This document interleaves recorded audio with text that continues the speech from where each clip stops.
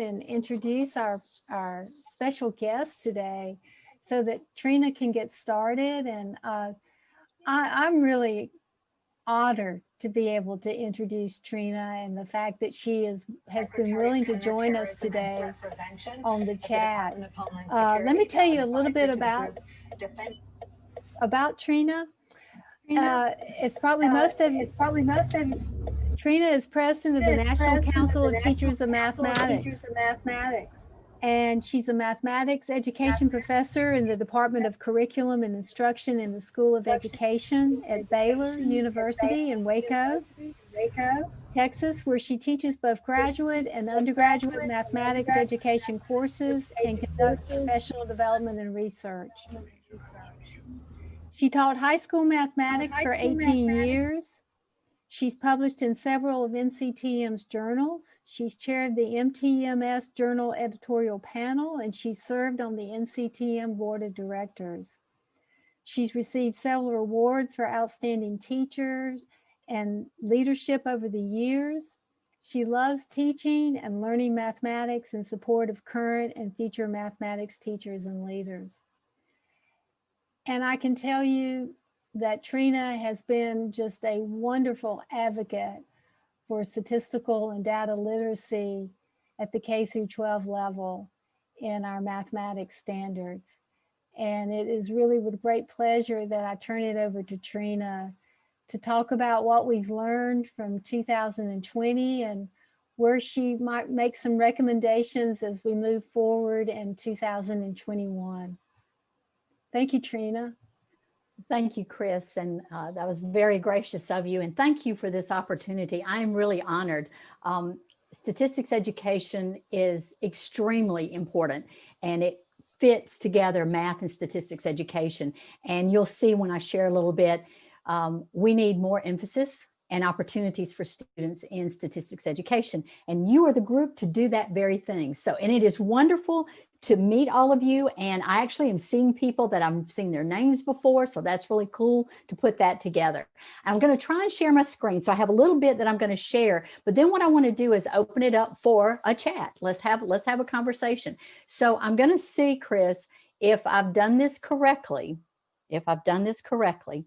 We'll see. Okay. So I am, hang on one second. Y'all give me 1 second. I'm going to share my screen, and I have a couple of them, and I'm hoping that this is the one I want to share.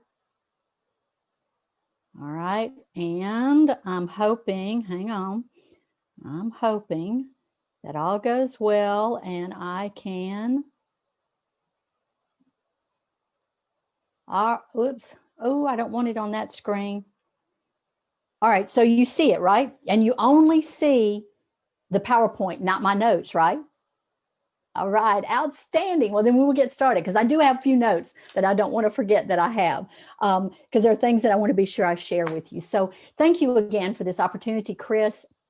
And I wanted to tell you that some of you may know this and others may not. We do have a joint committee between ASA and NCTM that works together on mathematics and statistics education. And I really appreciate that collaboration and the opportunity to work with that group. They're a phenomenal group. And with all the work with Chris in particular, with work that she's done and many others. So I really, really, really appreciate that. And in fact, on the meeting today, you have one of your newest members of the ASA NCTM Joint Committee. And I think that's Joshua. And I'm sorry if I missed anybody else, but we have a fabulous committee and we thank you for that. And I will tell you that while statistics has been a component of the NCTM standards, even from the beginning back in 1989, it was part of the standards.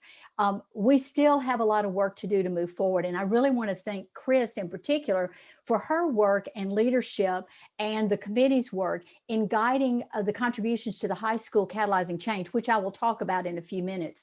That particular document has been very instrumental in us thinking about not only high school, but also early childhood all the way through middle school and then to high school. And I believe that this joint work between mathematics and statistics is also very important in light of the work with the GACE report as well, to move this organization and the idea of statistics education forward. So we're going to see, yay, it went forward. So yay. So One of the things is that I was asked to share what are lessons that have been learned from 2020. And I started to ask you, what do you have all day? Because they're just like all kinds of things we've learned, some good, some not so good, but we've learned a lot. And how are we going to carry these into 2021? What are we learning that will actually help us as well that way? And I will tell you that statistics in particular, because there is so much about statistics in the news today, the last year, in social media, it is imperative, and I said this in the president's message on statistics education, it's imperative that our students, our teachers, our individuals across the nation and the world really have a deep understanding of statistics in order to make decisions. We are inundated with data. So from just a couple other things, statistical literacy is essential. And that's one of the things that we've learned, I think, in 2020. More and more people are really seeing it as it is an essential element of education across grade levels. Trying to understand and critique our world is one of the things, messages you'll hear from Catalyzing Change quite a bit. And this is an important aspect of the curriculum. The other thing that we have learned and we've seen a lot of is this idea of multiple representations of data and visualization and how important that is. And it's always been important, but it is particularly critical now with the amount of kind of virtual work that we have to do, both in the classroom, hybrids kinds of things, at conferences, et cetera. And this idea of being able to, not only for teachers to share visual representations of data, but for students to be able to share their understanding that way has become very, very important. And thankfully, and you'll hear me talk about this in a minute, there are lots of technology that we have found that is very supportive of this. Right? Against the priests in that era. And I think I've got background. Is that just me? I know that. Okay. So you might want to make sure you're muted just for a few minutes. But a third thing is, the other thing that we've been learning is that these opportunities to engage in discussion and discourse are very vital for students. We realize that there are a lot of inequities, that every student and every teacher does not always have all of the technology and internet access, et cetera, that they need. But when we do have it and we are engaging our students, we've had to really think about different ways to support discourse. Because, for an example, some students don't like to be seen on screen, just as an example, so they won't speak up. So teachers are coming up with creative ways in order to be able to have an opportunity to hear from students of what they're understanding, what their questions are. I think another thing that's happened, and part of this is due to the technology, but also it has to do with the idea of really thinking about our curriculum, and problem solving, problem posing, and conjecturing are becoming an essential element. It's always been important, but I think more of us are understanding how essential that is in the support of and engaging students. Another one I've mentioned already is the role of technology. And what many are finding is that there is a need for this technology and a way of using it that not only has helped us in 2020 in order to reach students and convey information and engage students in discussions, but we're also seeing that there are ways that we're going to be able to continue with that even when we're back in the classroom, when everybody's back and everybody's had vaccinations, et cetera, that we're really seeing there is a power behind the technology that goes beyond number crunching. And by the way, number crunching is important. It helps me a lot in a lot of the data analysis that I have to do that I would be too cumbersome to do by hand. So it's important for that reason, but we're finding that it's important for even more reasons, particularly in statistics education. The next one is we're realizing that the task matters. Again, not something new, but I think that what we're finding, especially in statistics education, that the authenticity, contextual are very important. What's happening in students' lives right now, these are things that we need to bring to the table as we are discussing and we're bringing tasks for students to work through. This idea of using effective mathematics teaching practices is not only important for mathematics, but in statistics education, and we'll take a look at them in a minute, that it's very important that we really utilize these. And we've had to rethink, well, what does it mean to engage students? What does it mean to have effective discourse? What does it mean for students to have the opportunity to justify and explain? And we're learning that verbal, written, data, showing of data, visualization, pictures, drawings. I mean, there's a whole myriad that we're seeing that I think we're going to be able to take forward in 2021. And the last one on this particular list is one that I always want to remind us of, is that we need to continue to offer space and grace for students, for teachers and families. This is not easy. It's been difficult. Everybody doesn't experience the same thing and in the same ways. So sometimes we have to give ourselves space and grace as individuals, as teachers, but we also need to give those to our students and the families that are dealing with a lot of things. And back in November, after the GACE 2 report was released, I made this statement in the President's report, and y'all may have read it, but I just want to share this piece with you, that the development of statistical thinking is an imperative today. Every individual must be able to synthesize data, to support decision-making, to make sense of our world and prepare for the future.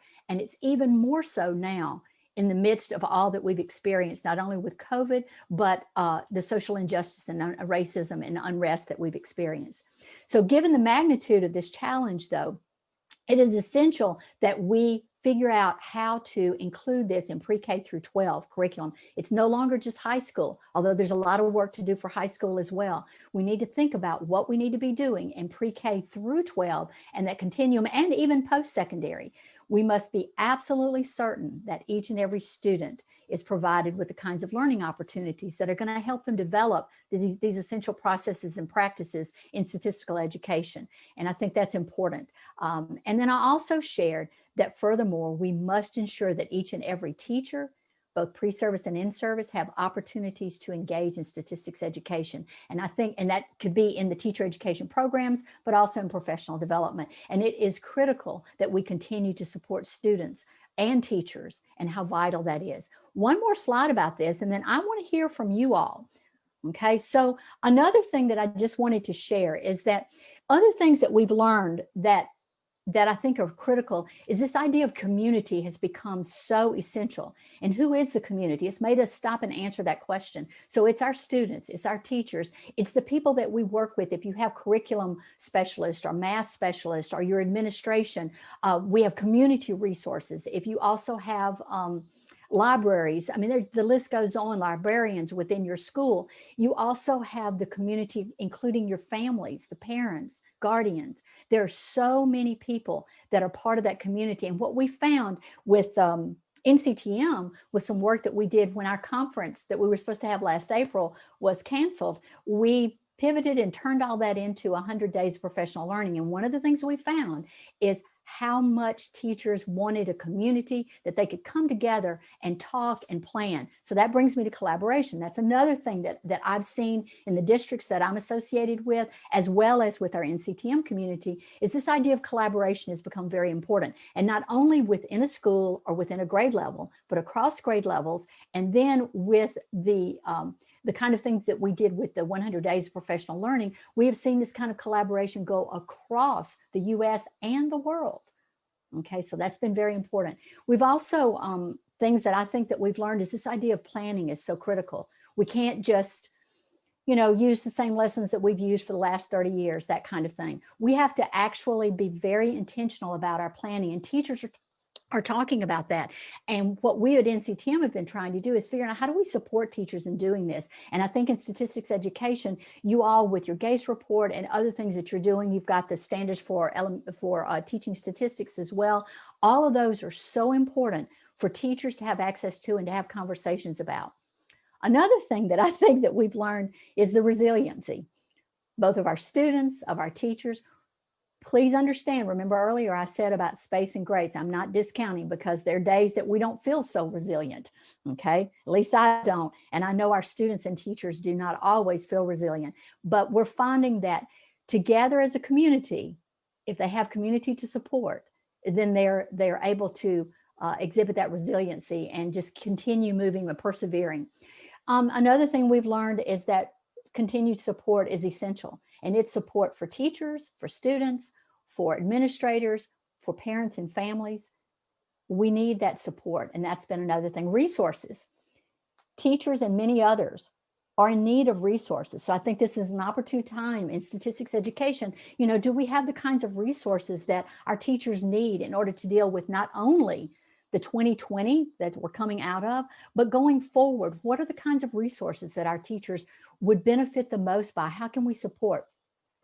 I mentioned the idea of inequities, And those obviously are, we've always known we've had inequities, but COVID and all the injustice and unrest that we've experienced over this past year, I think it has even made it more profound that more people understand that there are these inequities. And people are trying to come up with ways to address those inequities, but I think we have a long way to go. We have a lot of work that we can do. And I think in statistics education, this is one of those areas that we can work on, because the access that pre-K through 12 have to understanding how to incorporate statistics education, they need more support for that. And it is not evenly addressed, as we know. One other lesson, and then I'm going to turn it over to you all, is this idea of opportunities. I think that the opportunities that we are beginning to see, that we've had more and more opportunities to work together, to collaborate, to really think about the curriculum, what's essential, what's important, and we're going to continue doing that. Now, I'm going to stop, and I would like to open up the chat box if we can. I got to figure out how to do it for me as well. And let's do the chat box. And so what are some lessons that you feel are being learned? Okay. And Chris, I'll let you determine. People may want to talk as well. I'm going to talk about some more things in a little bit, but I thought right now we'll just have a quick chat about, what are you learning? What do you feel is being learned right now?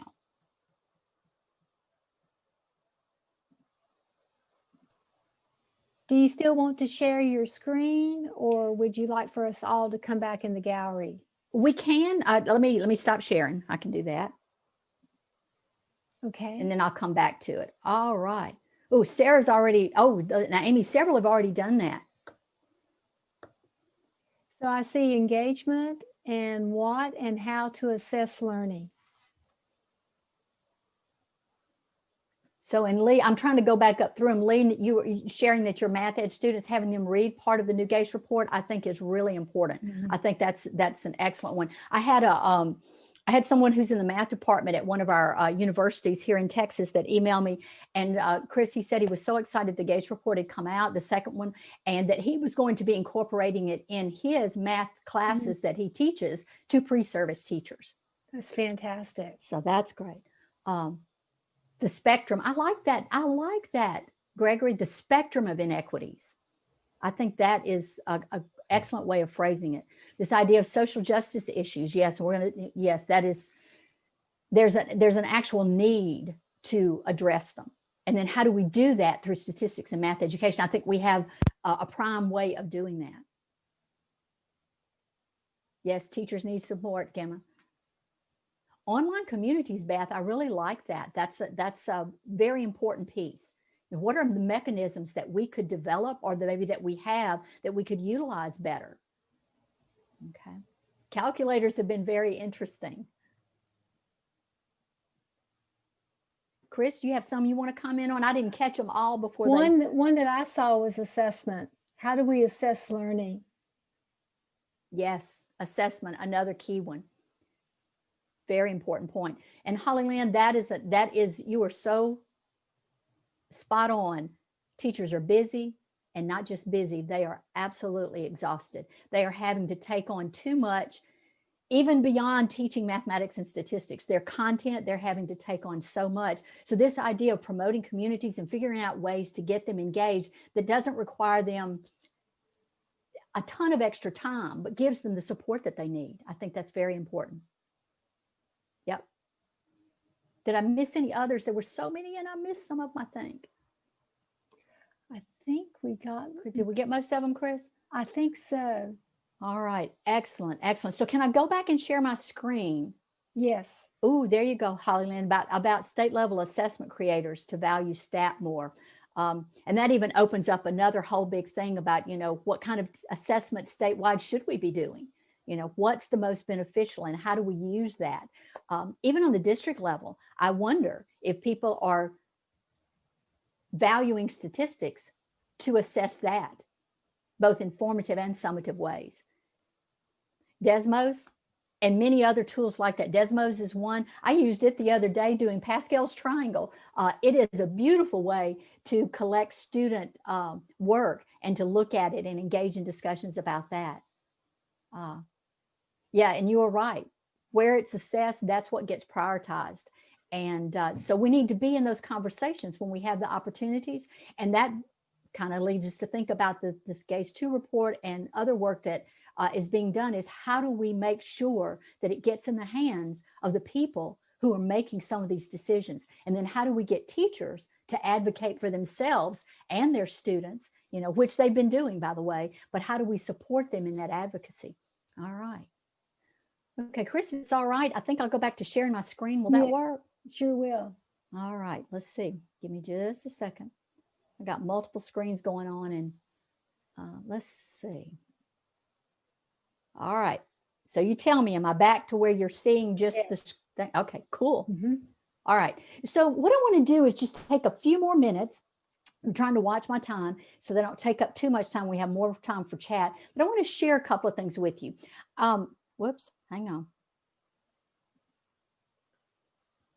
There it goes. All right. So I mentioned earlier about Chris and others in statistics education. Chris in particular took a lead on this and really helped with us thinking about, as an organization, NCTM was working on the document that you see that says the high school mathematics. This came out in 2018. And it was really to get us to think about what high school mathematics should and could look like, and what are the issues. And the document is called Catalyzing Change, and it was to do that so that we could move toward changes. Well, what happened after that, and there's parts of it that are specifically about statistics education and the connections to math education, so I'll talk some about those in a minute.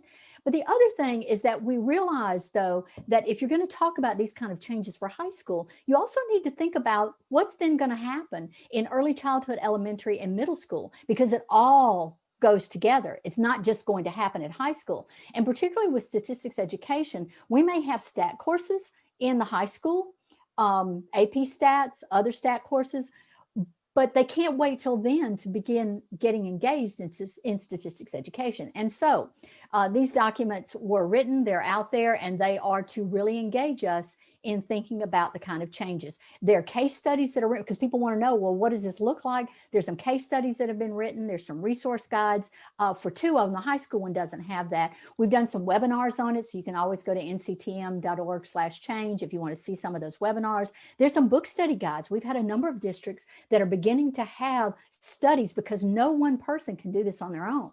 And it's not calling for teachers to do this. Teachers are part of the big group of stakeholders that have to be a part of this. And there are also some position statements related to it. So that said, very briefly, there are 4 major recommendations. We don't have time to unpack those right here. Again, there are webinars on these if you want to unpack them further. But just to share with you these 4, and I want to tie them to statistics education, is this broadening the purposes of learning mathematics. And you will see that broadening the purpose is including statistics education. The second recommendation has to do with the structures that are in place. And they need to be equitable structures. And particularly, there are many that are not equitable, including this idea of ability groupings and tracking students. That's probably part of the major problem that we have. So that students don't have access, for example, to statistics education that they need to have. The third one has to do with implementing equitable mathematics instruction, and many, if not all, of these instructional practices apply to statistics education as well. And then the last one says developing deep mathematical understanding, and you can't do that without developing a deep understanding of statistics as well, all right? And so just to kind of dig just a little bit, you know, why do we need to learn math and stats? And as pointed out in Catalyzing Change, it increases opportunities for students. And my favorite is the second one. It allows students to really experience the joy, wonder, and beauty of mathematics and statistics. And I think we want to get that message across. And then a third one is it helps students to make sense of their world, or our world. And statistics is front and center in that understanding. So just to dig just a tiny bit deeper, the understanding and critique our world, experiencing wonder, joy, and beauty, I've talked about that. And I've also mentioned that these purposes, this purpose of why we do statistics education crosses, and I said K through 12, it should be pre-K, so my apologies. And it should go all the way through post-secondary. The question is what? What is pertinent and useful to begin in pre-K, K in first, second, third grade, upper elementary, middle school, and then on into high school? And then I've mentioned the structures, both equitable structures and equitable instruction. And those are really important for us to think about. In statistics, I think about, as I said, the tracking and ability grouping. How do we make it so that we have open opportunities for all students to engage in statistics education? And then the last I want to share a little bit about is, let's think about what are those essential concepts. So students in high school really need to leave with quantitative literacy, data analysis, critical thinking, they need to be able to make wise decisions in their own personal lives and in the lives of members of society as well. Students need to be able to determine what claims are, logical and can be well supported, and then which cannot, and which are valid and which are not. I think these are important things that we need to think about in the 21st century workplace, and how essential pre-K through 12 statistics education is in continuing that effort. All students deserve this access. I mentioned that before. And when we don't consider the different kinds of pathways that students need and the different opportunities they need, we're actually denying students opportunities for them to pursue their interests. They get doors shut as soon as we stop giving them those opportunities. And they really need this idea of them being empowered in statistics education. There's also a page that says about mathematical modeling, because this connects mathematical and statistical modeling. It is actually central to this as well. And it is a key component that we need to think about in our programs. All right. So I mentioned the 8 effective teaching practices. One conversation we could have is, how do these play out in statistics education? I think they're all critical. It talks about establishing the mathematical goals. When we think about statistics, it is important to establish the statistical goal. What is the focus of the learning? What are the kind of tasks that we need to implement? How do we help them make the connections to representations? What about discourse, meaningful and purposeful questioning? The role of procedural and conceptual, because obviously in statistics education, there are some procedures that we need to know. But the other day I was doing something and the computer just spit out all the stats, but we had to make sense of that data. And that's needing a conceptual understanding of statistics. And this idea of struggle, but making it productive so that students can learn to persevere and really develop positive identities in mathematics and statistics. And then using evidence of student thinking is very critical. So just a quick thing. In the chat box, if you will, what are the essential concepts? Oh, I'm going to take mine off. I needed to not have those there. What do you feel like are the essential concepts in statistics education? So why don't y'all pop those into the chat? Can y'all do that? We've got distribution, uncertainty, good books, yes. What are things, variability, central to it? Making predictions, excellent. Expectation, central tendency, and it's understanding it, right? And about collecting data, what that means and what's effective data, and how do you go about doing that so that it makes sense? Inferential reasoning, yes, excellent. The validity, claims and arguments, so important. And then do you have the data that supports those? And if you don't, what's the data that you need? These are very powerful. Thank you for sharing. Context, okay, excellent. Ooh, I like that, Josephine, about asking questions that can be answered with the data and then asking questions of your data. I like that. Yeah, because, and if your data is not answering the question, then you have to think about, well, what's the data that I need to be collecting, right? All right. Good and bad data. Oh, y'all got great things. This is awesome. All right. So let's think, I'm going to just share, these are just some of the things that I think. There we go. So variability, y'all mentioned, statistical thinking. I added problem solving, decision making, reasoning and sense making, quantitative literacy, visualizing and summarizing data, the inference. And I think we also have to think about, where's technology fit into this and what's the appropriate technology? So in high school, those are things that we have to think about. So then it makes you think about, okay, so what about in elementary? What do we do? How do we think about that?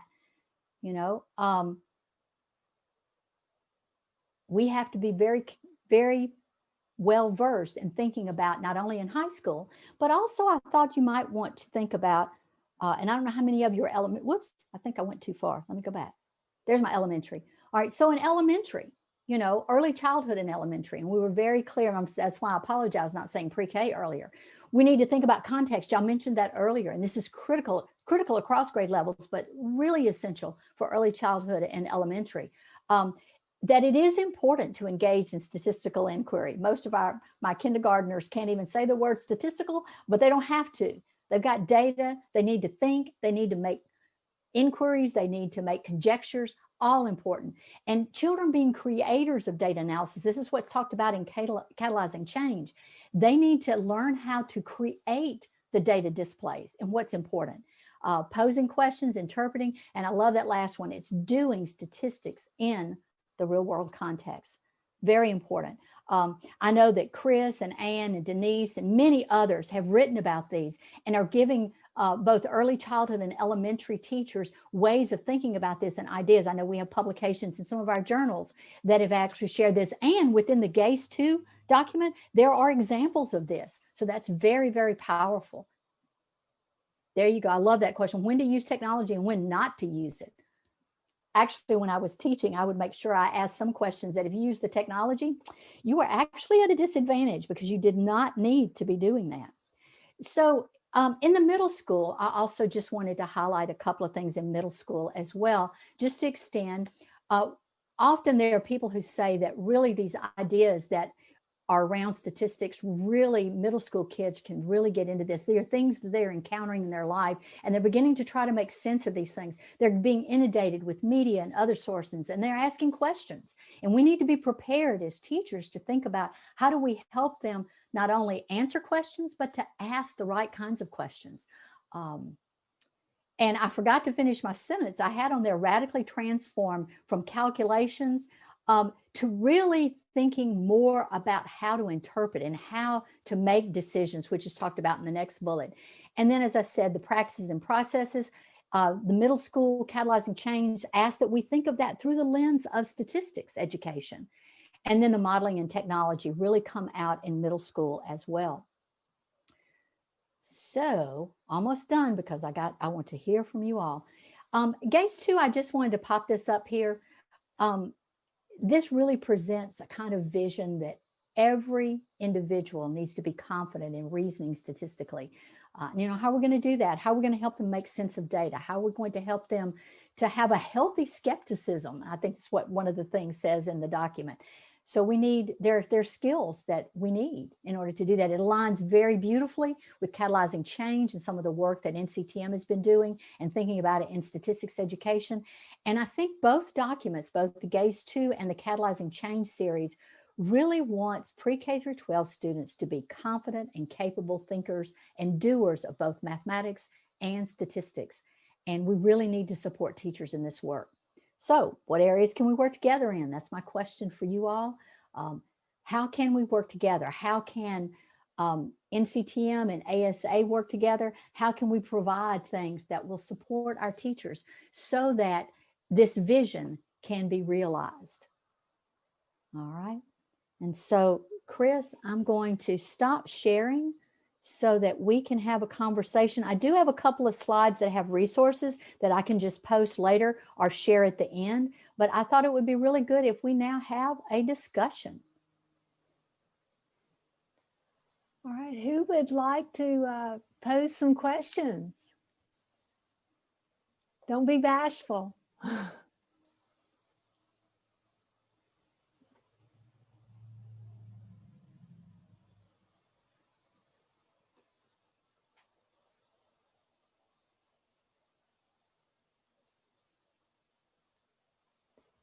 Anyone have some questions?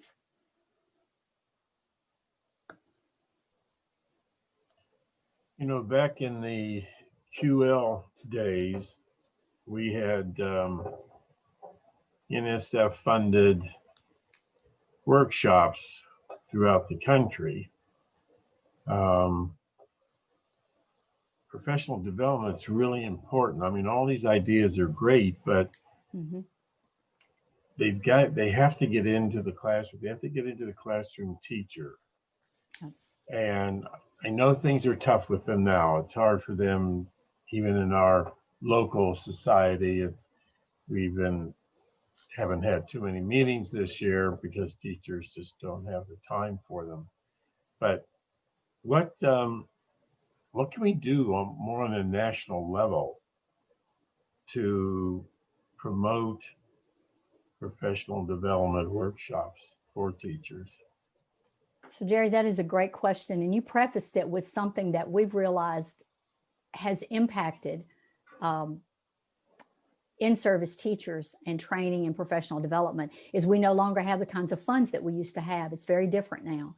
And even so far as teachers being able to attend conferences and things like that, it has really changed. And a lot of it goes back to the funding. So, what do we do?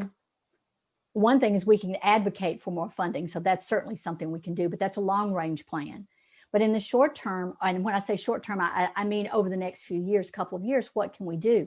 Well, personally, I think this is a really opportune time for us to think about, and Holly Lynn, it connects to what you were asking, is we are having to really, we meaning teachers are having to think about the curriculum in mathematics, okay, and statistics. But I know that teachers are thinking about, what are the big ideas? What are the big concepts that we really need to be teaching? Because we are going to have some work that we need to do over the next couple of years, given that all students haven't had all the opportunities that they need. That said, teachers need help and support in thinking about how to do that. What are the big ideas? How can we connect more mathematics, statistics, and other disciplines? I think that's another way to think about it. How do we integrate in STEM, for example, science education, many things like that. So I think there are ways that it's an opportunity for us to rethink our curriculum and to think about our curriculum.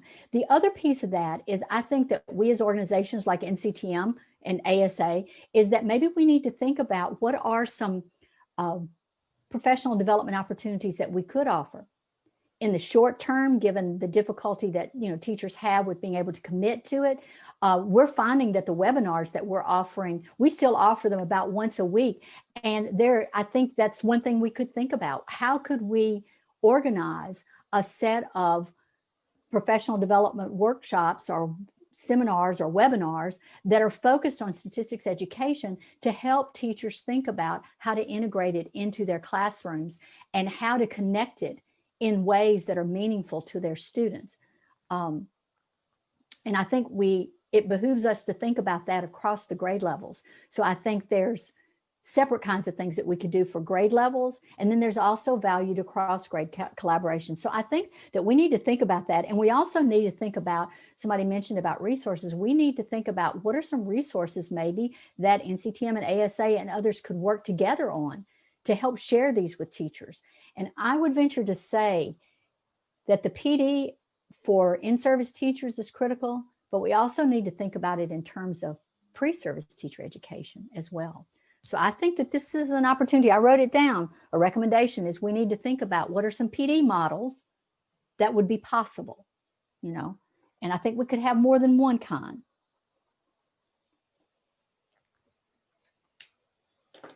Okay. So Chris, do you have particular ones? There's lots of great questions. Yeah, there's some questions in here. I was going to go back up on the chat just so that I won't lose the questions that have come in. One question was, do you think it would be helpful to treat statistics as a discipline separate from mathematics? Now that's an interesting question. And I'm going to tie that to something because something I did not share earlier when I was talking about catalyzing change, I didn't go into detail about the pathways. And I think that's critical because, Samantha, of what you said. So Chris, don't let me forget to come back to that because it connects. One of the things that is in catalyzing change is for us to think about the mathematics students need to be working toward, in that calculus is not always the goal. Okay. And do understand that I love calculus. Okay, but it is not the goal for every student. And what we're doing is shortchanging our students and opportunities by not allowing them to have different kinds of pathways. So one of the things the high school document talks about is having a couple years, maybe 3 in high school, 2 to 3, where we have some common things that students study, but then they can move in different directions, maybe their junior and senior year, so that it's not always leading to calculus. Now, I will also say that if you're going to do that and give different options for statistics in high school, then we have to attend to statistics education in pre-K through 8. It has to be there, because otherwise you're waiting until they get to high school and you say, okay, now you can take statistics. Well, you don't have the kind of background that you need to do that. And I'm a prime example of that. The first time that I encountered statistics, now I'm old, so we're going to get that out of the way first. I'm old. But back when I went to high school, I never address statistics. But when I got to college, I had to take a class in it. And it actually assumed that I had a background in statistics, which I didn't have. Okay. So I think that's another piece of this, is that's why the curriculum has to be thought of. Now, Chris asked me my question again, because I didn't directly address that. So do you think it would be helpful to treat statistics as a discipline separate from mathematics?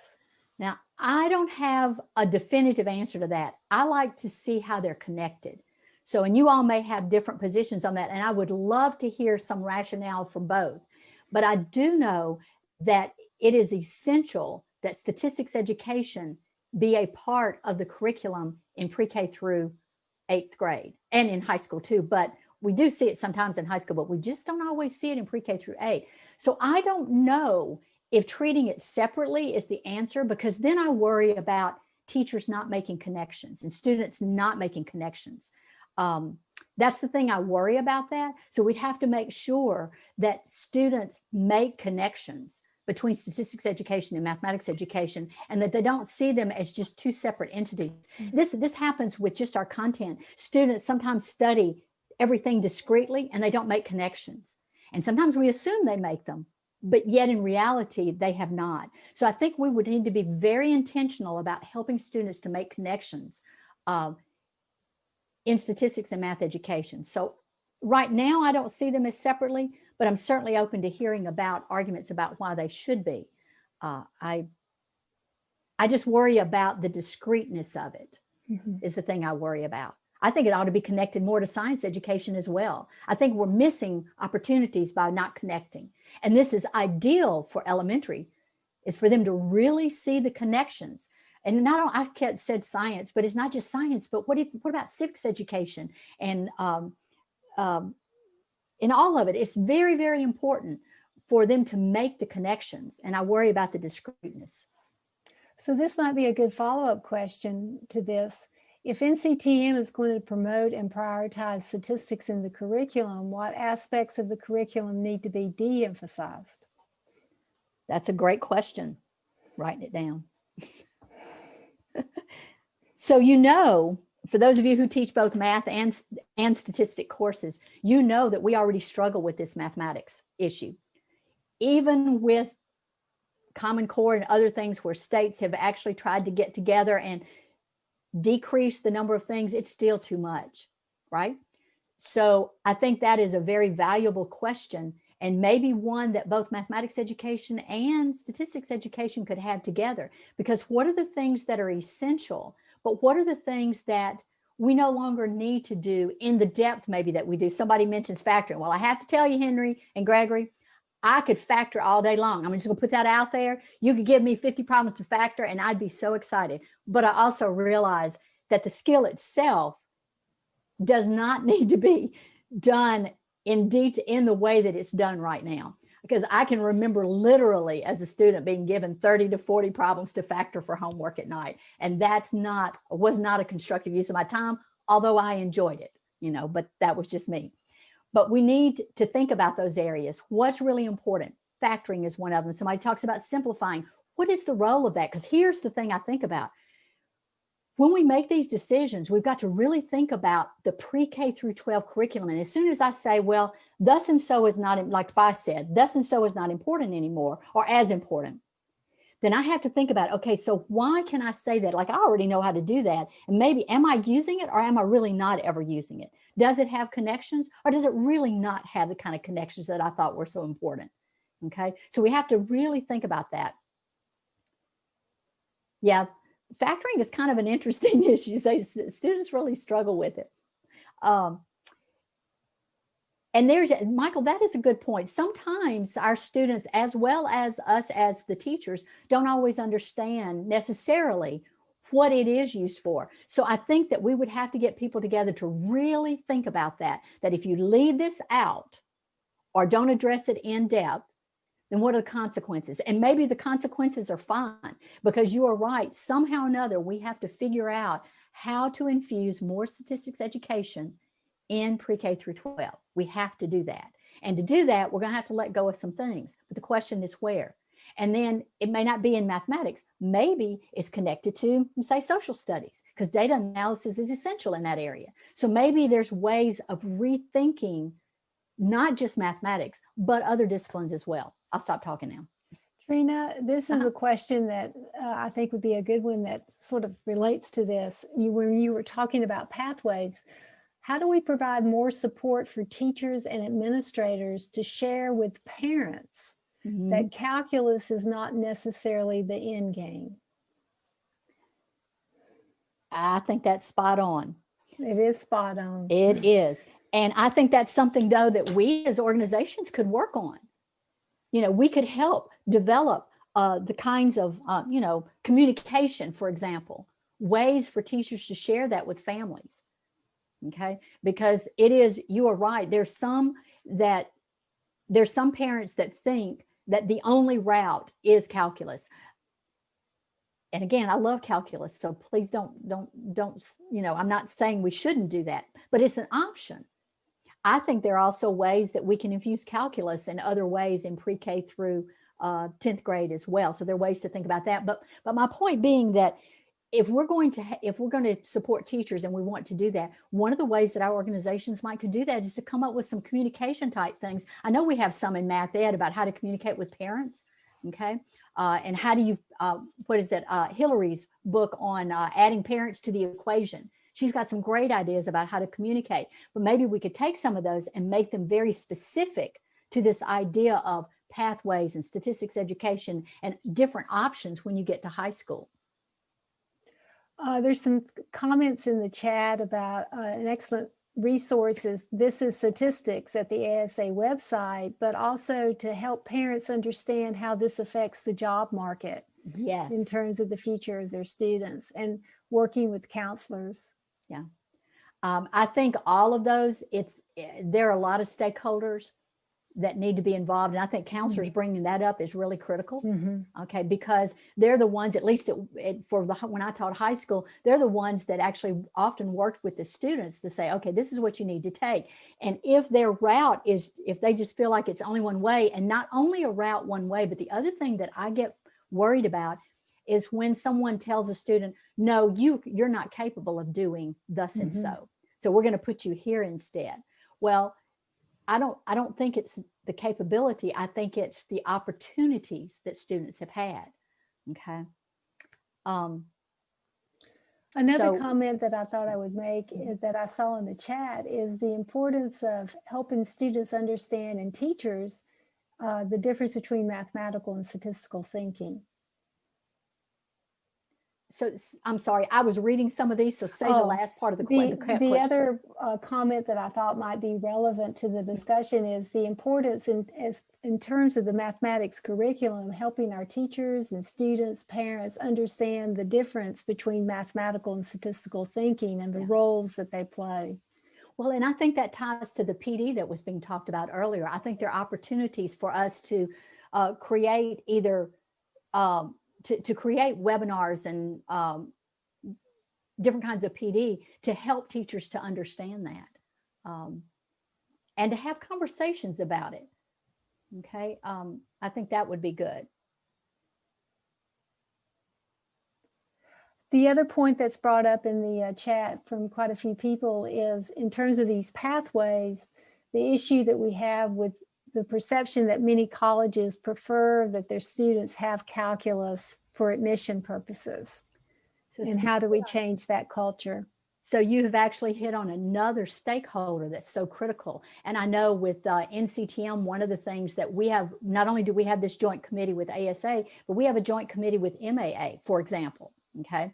And I think that, and with AMATIC, we have, they're an affiliate of NCTM. AMATIC is the middle of the two-year college organization for mathematics.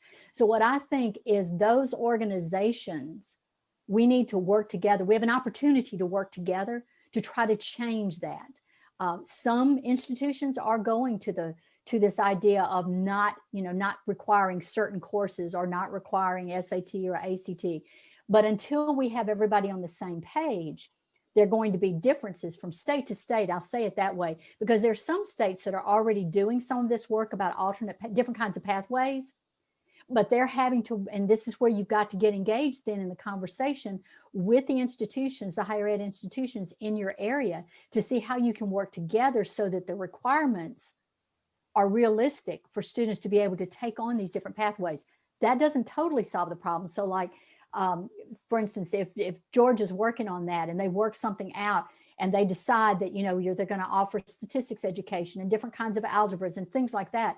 Well, if the higher ed organization, higher ed at the state level doesn't change their requirements, then you have a problem. Well, they could go to their state and start working on that and advocating for having that change. But what it doesn't solve is for students then that want to go to another state for education. So I think that we have opportunities within our states to work, but this is something that ASA, NCTM, AMATIC, MAA, and other organizations need to work on, is how do we help advocate for the changes in some of those practices that keep students from being able to pursue the careers and opportunities that they need to do.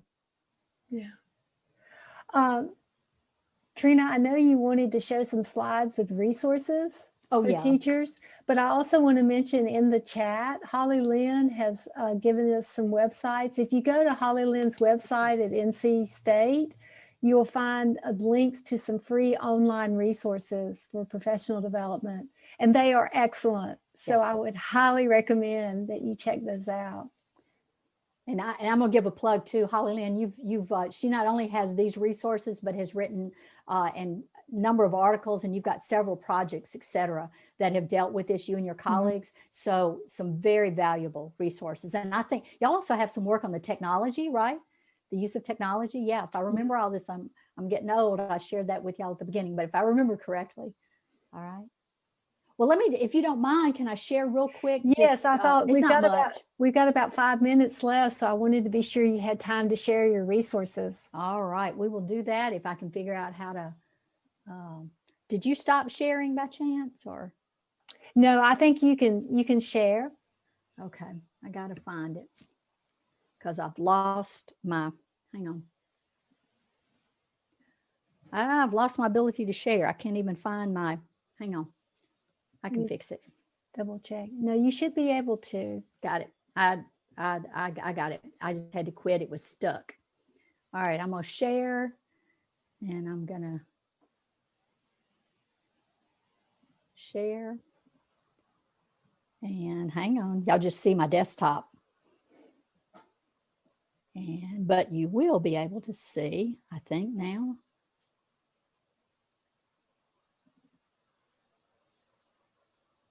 Also, everyone, Samantha has put some really nice links in the chat box as well with work that's going on in Ohio. Ooh, it doesn't want to open back up, Chris. Here it comes.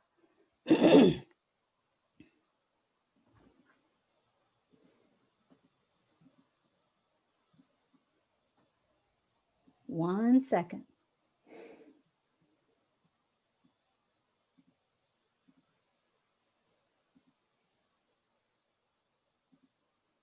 All right, let's see. That worked, right? That we see the first slide now. Oh, yes. Man, you don't need the first slide. I thought I was doing it from the. Okay. One thing is I want to make sure my email is there. So email me at twilkerson@nctm.org. If you've got ideas or thoughts or things, I'd love to hear from you. One of the things I did, and there's lots and lots of resources on NCTM's webpage, but I wanted to share these with you particularly. The GACE document is there, GACE 2 is there. But there are also several books. We've had some essential understanding books that have been written that are focused on statistics education in 6 through 8 and 9 through 12. You'll see those. The focus on high school mathematics, one of the offshoots of it was reasoning and sense making and statistics and probability. We also, several of you have mentioned the idea of social justice, and in the social justice, Robert Berry and colleagues just published this past in 2020, a book on high school mathematics lessons to explore, understand, and respond to social justice. And just a little sneak peek here, they are also working, they have groups that are working on for elementary and middle school as well. There's a case book for those of you who are wanting to do PD with teachers or your pre-service teachers. There's a case book on modeling with data. And then this one's an old resource, but it has some really good things in it, navigating through data analysis. It was part of the navigation series a few years ago. And then the last thing, and I will share this PowerPoint with Chris and she can share it as she sees fit. The President's Message on Statistics Education, I would love for you to, if you've not read it, feedback on that. There's a place to actually respond. Another one is that we do have this NCTM ASA joint committee, and you can look at their charge. I know that all of them would be very amenable for you sharing ideas. We also have a page of where we've compiled a number of our social justice resources that have been very beneficial for folks. And then we have webinars, and I started to list all the ones that related to statistics, but I decided not to do that. It was going to be too lengthy. But just know that if you go to nctm.org/online-learning, it will take you to the webinars and you can do some searching there. And if you're a member, they're all free. There's some that are not free to everyone unless you are a member, but there are some that are free to everyone. And then we have all of our journals that all of them have articles about statistics and statistics education. So that's it, Chris. Thank y'all so much. It has been an honor. Well, thank you, Trina. This has been fantastic. This is what we just needed to start the year of 2021. Any other last minute comments before we conclude today? I just wanted to emphasize something that Trina was just saying as far as related to the NCTM conferences and the journals from NCTM.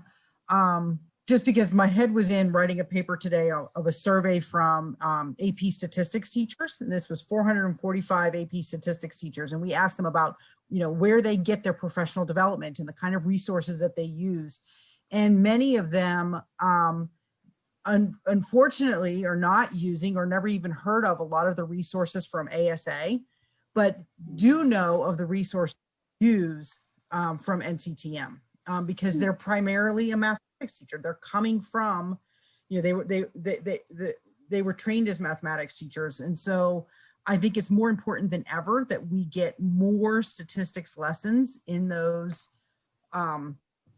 journals, and that we all show up in strong force at the conferences to give teachers good ideas for how to teach statistics. And Holly Lynn, I'm going to add to that because you were the last part about the conferences. When we open up for conference proposals, be sure and submit things that are very specific to statistic education. And I'm going to say across pre-K through 12, this is absolutely essential. And because there are teachers that, like you said, they teach math and statistics. So when they go, many of them, they look for those sessions. And so we need you all who are doing this out in the classrooms to submit and to share your insights and the articles, etc. And that is very interesting, Holly Lynn. The other thing, the result of that study, that's something else that we need to communicate better about both ASA and NCTM. So ASA has great resources. They have a journal, statistics teacher, not statistical, statistics teacher. And we need to get that out to them so that they know how important and valuable it is as a resource. Ooh, yeah, astronomy. That's a good idea, Holly. Put that on my list. Maybe provide direct links to the ASA resources. Dave Barnes just popped in. He can help with that, right, Dave? We'll talk about that tomorrow. I'm raising my hand, but I'm wondering if is there a way like you could do like a joint membership with NCTM and ASA? Like, could you have something where, because I know from my colleagues that they might not join ASA if they're an NCTM member, or they might not even join NCTM because, as you've said, Trina, like times are short. But I'm wondering if there was an incentive to be able to access both. I know, Chris, I know a lot of the stuff on ASA is open source. Nonetheless, like what if there was, you know what I'm saying, right? Like, We do provide a year-long free membership to Yeah. K through 12 teachers for that first year to hopefully incentivize them. But I think a large part of the problem is they don't even know that that's available for them to kind of come Right. in to ASA. And I like the idea of a joint one, because especially when you're talking about a secondary math teacher who's teaching primarily AP statistics, there's some resources it'd be nice to have from both, but it's kind of a lot of money to shell out full membership for both. I'm thinking way back, and I can't remember whether it was NCTM or AMATIC, but at one time we did explore the possibility of a joint membership, and it might have been AMATIC, but I think there was a period of time where we had a joint membership. And Roxy, I'm thinking the same thinking, and I'm almost thinking it was NCTM. Yeah, it could be. So it might be worth resurrecting. I'm thinking, we're talking 20 years ago kind of thing. It was a long time ago. Yeah, not anything recent, but I'm thinking that there was something like that. Yeah. Where it was just a small additional fee to whichever, Right. like if you were an ASA member, you could add an NCTM membership for a small additional fee. And Or if you're an NCTM, the other was, yeah. Yeah. So you Instead still of had another $50, it would be maybe only 20 or 25. Yeah, and you still had a primary membership. Right. But you could add the other one. So you got to both audiences. And I don't know whatever happened to that. Yeah. Might be worth checking with ASA, Chris, on. Well, definitely. I just made a note. Chris, I put it on my list. I put it on my list too. Since All right. both Thanks, guys. organizations are interested in increasing membership. That's I- right. Exactly. I also wonder, Trina and others of you, like Holly Lynn, how much are math ed programs emphasizing a requirement for statistics? Because I did not have that. I was lucky to have a stats background. And that's actually, I think, one of the advantages when I was looking for jobs. I think both jobs that I got for teaching, they said, we prefer your background because you can teach statistics. It's like my friend likens it to being the bass player. If you tell me you can play, you can play bass, you can teach stats. In our school, it's geometry and stats. If you've got one of those under your belt, it's great. So I'm wondering, Trina, what you can comment on what's changing with math ed programs. Well, I put in the chat box, the short answer is not enough. Okay, that's the short answer. But then the question is what do we do about it? And this is something that AMTE, for example, has standards on teaching mathematics. Might behoove us to take a look at, because I don't remember, about where statistics is in that. Is it in there or not? I couldn't tell you. Dave, you may know for sure, but I think that would be worth looking at. And then he did post the teacher ed standards for many of the programs, either ones that they use, our SPA reports. Some of you have heard of those maybe before. But I definitely think it's something we need to do more of. I will tell you that in our elementary program and our middle school teacher ed programs at my universities, we have put in statistics education, but that is not true everywhere. There are some programs that only allow an elementary one course. And there's just no way you can do everything you need to do.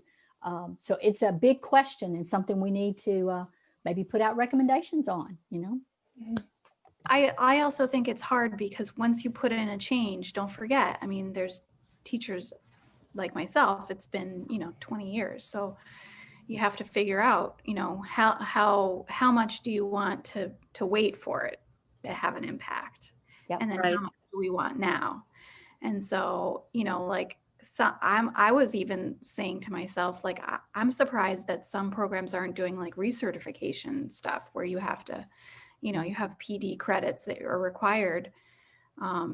I don't know how they're enforcing those things now, just so you know, but But some states do that you have to do so many hours of PD, but I don't think it's necessarily specified. Like, you don't say you need some in statistics. no. You No. need, And I am one of the last generation that I don't need to do any of that, right? So thank goodness I have, just Well, and there are also some states that require, I think it's South Carolina, that if you want to teach an AP statistics class, you are required to take, I think it's 4 units of either AP statistics training or statistics. You cannot just teach it without that. But that's, I think, unusual. that is unusual. Because I know for a while we were, teaching College Board workshops, we were flooded with everybody from South Carolina, and I'm going, what? And it's because it was a state requirement. Have a shortage, right? So we have Yeah. a shortage. So now some people are saying, well, we can't be picky. And I'm like, but we kind of have to be, because Exactly. you can't put somebody in a stats classroom that doesn't have the confidence. I think that's one of the mistakes the College Board made when they did their audit, is not requiring teachers to take some sort of a summer workshop or even 1-day workshop. And their excuse was cost. Well, it could have been a virtual online workshop, because you end up, as it gets close to the AP exam, you get people asking, gee, can the kids use, their calculators on the exam? What planet have these teachers been on? I feel so sorry for those students. but see, you've also brought in another group of stakeholders that need to be part of this conversation as well. That's right. Yeah. That's right. It was also brought up in the chat that maybe there could be a way that at our teacher preparation programs, we could get our students, our pre-service teachers, more aware of NCTM and ASA and more involved in those organizations at the pre-service level. Yes. Well, and that brings in like AMTE, our Association of Math Teacher Educators, being sure that statistics is being addressed there. Because I don't know that we have a separate conference for statistics teacher education. Do y'all have a conference for statistics? So see, that's another place. It's one of those things that you need to submit proposals to try to make those connections with that group as well. AMTE has actually been very supportive recently in recent years of statistics education, and they've been trying to do more professional development with their math educators, and we've been trying to we just submitted a chapter for their new book that's coming out, and so we're trying to work more collaboratively with AMTE. That's great. And I also think that, Well, Holly Lynn, you put yourself on mute. oh, sorry. I think CAUSE is really trying hard with USCOTS and ECOTS promote kind of these more local, I think so. conferences to go along with USCOTS or ECOTS, so that, to reach those teacher audiences more. Yeah, I think a big part of getting more statistics education at K through 12 is with mathematics educators. Right. And my experience has been that many of our mathematics educators recognize the need for more statistics education in the curriculum, but they will say they're not confident knowing what they actually need to be doing. Well, it's really cool. The California Mathematics Council for, oh gosh, at least 20 years, when they do their annual conferences, and they're spread, there's 3 of them throughout the state, in Northern, a Central, and a Southern California. They have whole strands of statistics education. And there's literally a horde of teachers that moves from session to session specifically for statistics. And I don't know, is that going on in other states as well?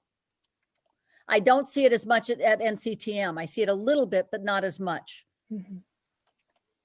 In fact, I I was think a little disappointed the last time I went to NCTM for that reason. I think the state standards in the particular state drives That's true. whether those teachers are going to be hunting out those sessions or not.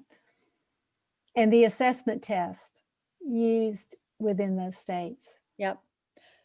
But I was a little disappointed that NCTM didn't have more. I mean, it's been years since good. I've been to an NCTM, but I was disappointed that there was Yeah. not enough statistics education. Well, that's good to know, and I've written it down as a just a question as well. But then it also points to what was mentioned earlier is that you all are the ones that need to submit. You need to make sure that you submit proposals of that kind of thing. But then on the other hand, we also need to make sure that the program committee is paying attention to that. Does that make sense? So.